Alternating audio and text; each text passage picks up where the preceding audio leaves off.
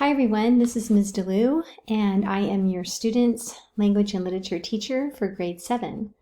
We're going to review some slides that should explain who I am and mostly about the class.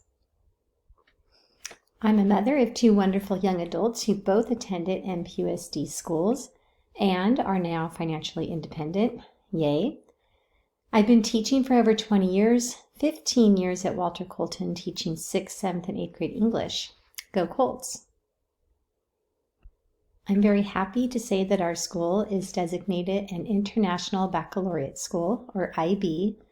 I'm passionate about the way that IB structures its lessons. They're driven to help students understand and meet the profiles, helping them to become stronger learners. We measure their advancement through different criteria such as analyzing, organizing, producing text, and using language. In 7th grade this year, we'll be covering a range of topics. First quarter, which will actually go a little bit into second quarter, we'll be reading the novel The Giver, which is a fictional novel. We'll be writing an essay. We're focusing on how to organize essays, and the overall concept has to do with improving community. The second quarter, we'll be looking at The Giver again and the themes in The Giver, but we'll be creating a Powtoon, and this quarter it will be based on biographical profiles with historical significance, and our overall concept is changing perspectives. And third quarter we'll be starting The Hunger Games. It's a fictional novel. We'll be focusing on persuasive writing with a focus on the author's purpose. And the last quarter we'll be finishing up The Hunger Games, and then we'll be writing creatively, focusing on plot structure, and that's a very general overview of the year.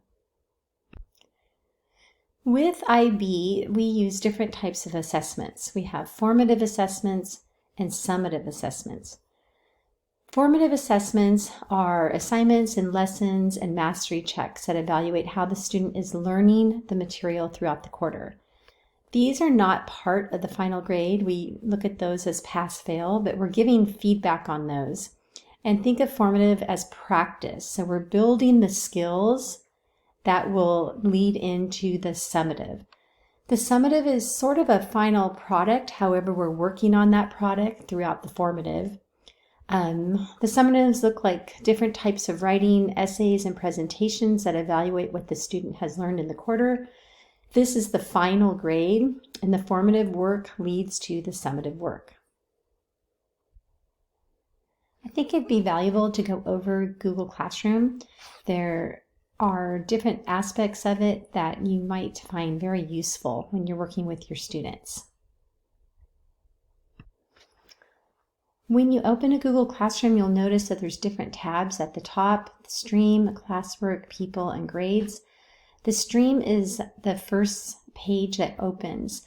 There isn't a lot of information on the Stream. Sometimes if there's something new that has come up, I'll post a notice about it, like our last Zoom update. But otherwise, the main information here is the link to our Zoom classroom meetings. The classwork page is where all the action happens. If you go onto the classwork page, you'll see that the big section is Unit 1, Improving Communities. This is the unit that we'll be working on all quarter and a little bit into second quarter. There's different tabs here, and the first one is the website.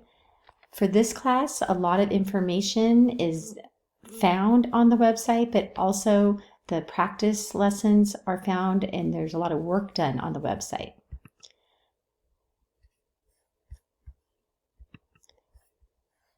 The next section is digital lesson guided notes and practice activities, is where students turn in their work that they've completed from the website.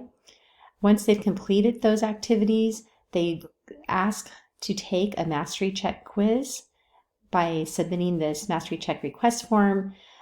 This tab is a really important one. So if students are not understanding when work is due, you can go to the recommended pacing calendar. On this, you can find when assignments are due. You can see what work was being done during class, which is called synchronous learning. Asynchronous learning is work that's done outside of the classroom.